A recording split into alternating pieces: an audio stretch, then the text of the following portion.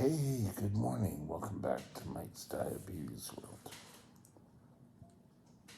Today's blood sugar starts at 7.2.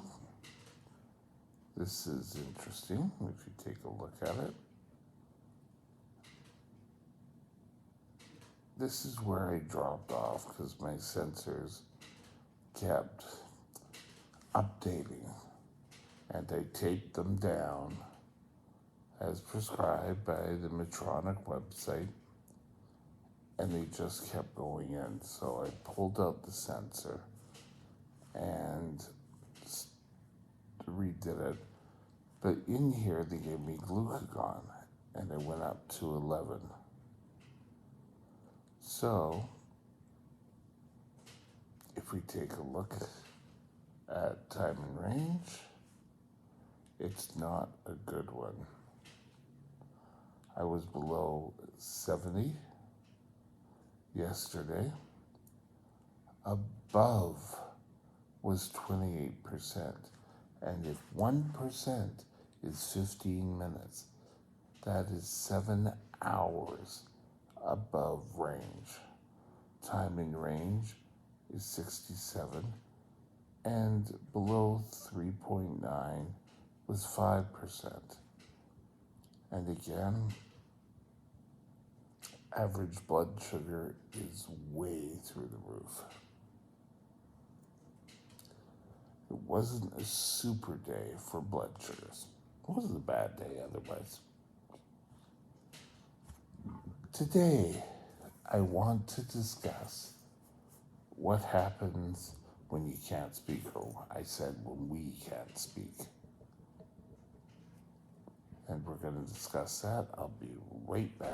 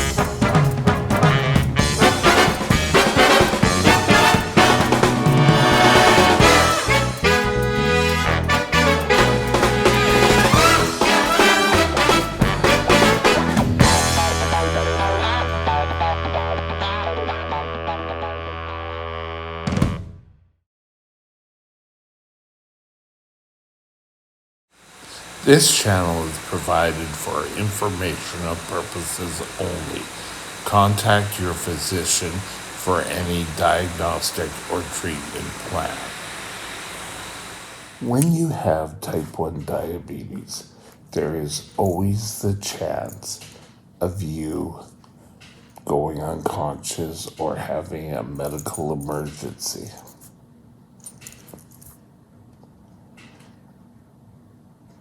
There you go. The medical emergency, the medical alert. What are your plans? What do you want to be done? It's a good idea that you have someone who can speak for you. I luckily had 2 friends that stepped into that role for me. They knew my wishes and where I want to go. When I was at home and I had a severe low, I would pass out. And I would sort of come through, or someone would find me, and every agency, whether it be home health or the ambulance, all knew to contact these people. They told them, I want to go to this hospital, not the other one. And if I came out of it quickly and such, I didn't necessarily want to go to the hospital. Didn't mean it always happened that way, but you need to have some sort of emergency plan set up. Now, I have touted these people a number of times. The medical alert. You can go to the drugstore. Actually, I don't think you can anymore. But you used to be able to buy a very simplistic piece of jewelry that said diabetic on it. Well, are you type 1, type 2?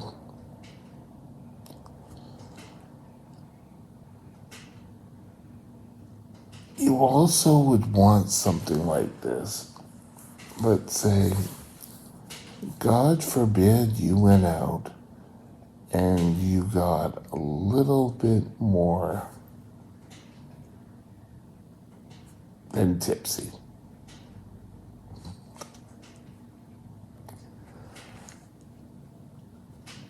You would be better to have some sort of ID to identify yourself.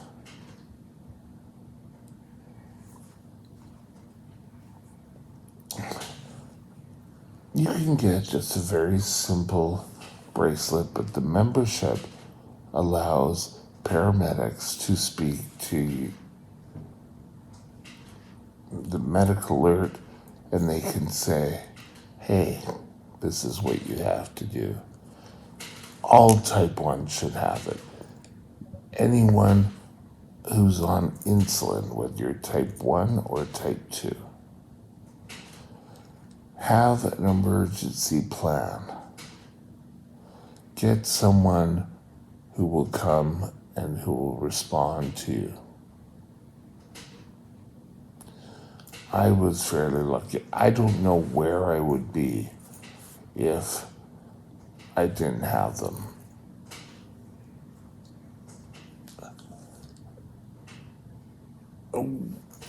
A group of us, I don't know, in our, was it 30s? Probably in our 40s, decided we'd go to Victoria, British Columbia for the day. We do the high tea and the whole thing.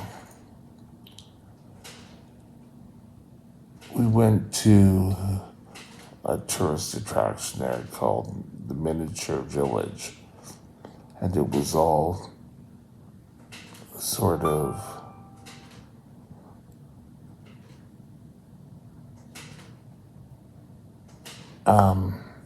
tiny, like they did war scenes and all sorts of things. I'd been through there before. While I was in there, I started dragging, and I dropped quickly. These two were able to identify, got me out of there, and got me some sugar.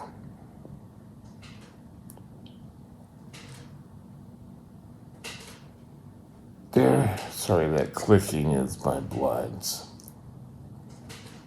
Keeping yourself in line is probably the best. We had walked a whole bunch that day. So it was an enjoyable day, but Mr. Diabetes had to show its evil head again. The joys. When does it stop? It doesn't stop, especially for someone who falls under brittle, labile. you have to have emergency plan in place. Now, when my sister was bringing up her son,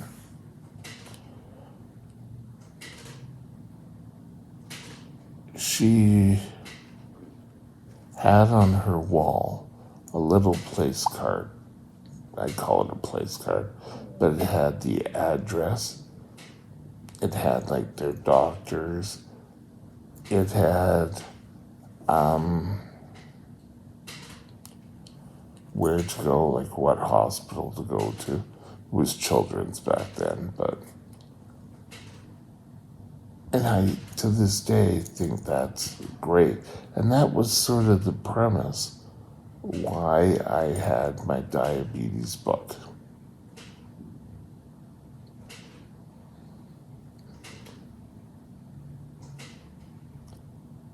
It's awesome. Now, I don't necessarily have to worry about that. The facility I am in does that for me. Is it ideal for a type 1 diabetic? No, but on the other hand, it's a lot better than waking up all the time low, severe low. I have not had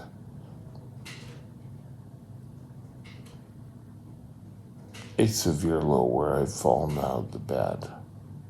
I don't know if it's being the rails here, but I haven't fallen head first onto the floor. And granted, a few times when I was taken to the hospital after a low, it was because they feared I had bumped my head. But still, when I went to the hospital, I ended up, how to say this, lying there, twiddling thumbs, eating a cheese sandwich. And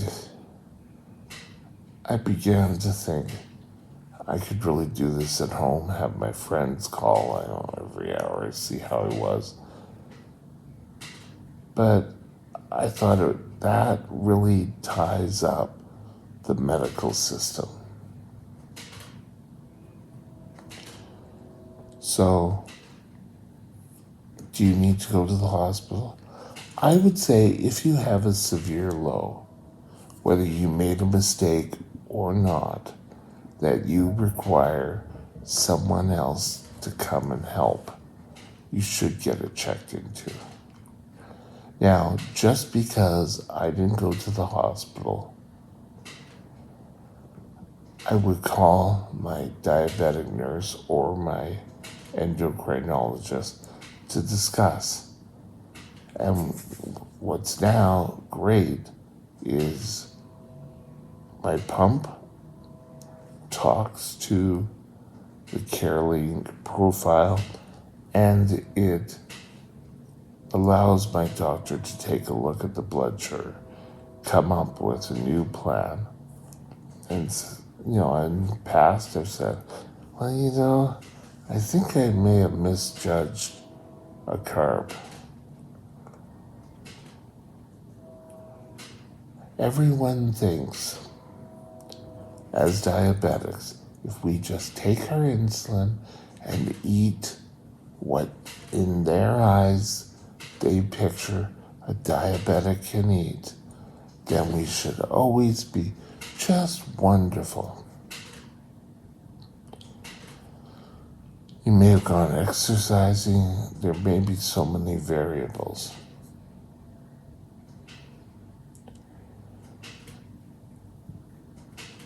So you need to be always prepared for this. Don't stop.